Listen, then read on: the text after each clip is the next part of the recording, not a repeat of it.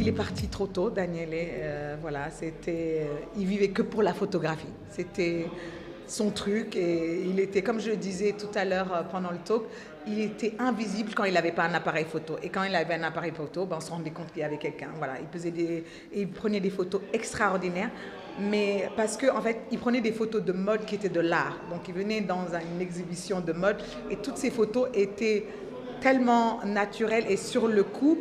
Et on avait une autre, parce on était entouré de plein de photographes de mode, et il ramenait ce côté artistique que tout le monde aimait, les créateurs, parce qu'on n'avait pas les mêmes photos. Il pouvait prendre la même photo qu'un photographe à côté et ça sortait différemment. C'est vraiment la magie de Daniele.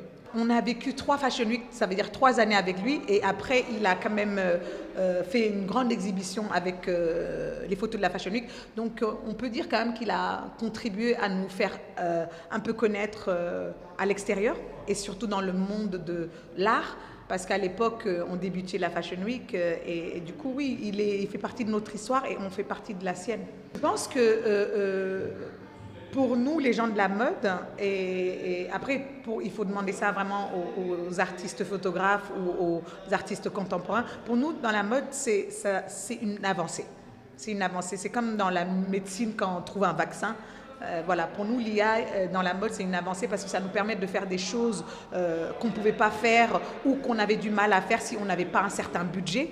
Donc tout à l'heure, j'ai expliqué tous les processus de création, de photos qu'il fallait, les maquilleurs, les coiffeurs, la mannequin, toutes ces choses-là qu'il fallait avoir. Et du coup, l'IA nous aide finalement il y a des parties comme ça qu'on peut restreindre, même si on peut quand même prendre un mannequin et faire le reste. Mais c'est vrai que pour les jeunes, c'est un outil incroyable. Et le jeune sénégalais, comme le jeune guinéen, comme le jeune à Tombouctou, peuvent avoir la même chose que le jeune à New York. Et ça, c'est une grande avancée en tout cas pour nous, les Africains.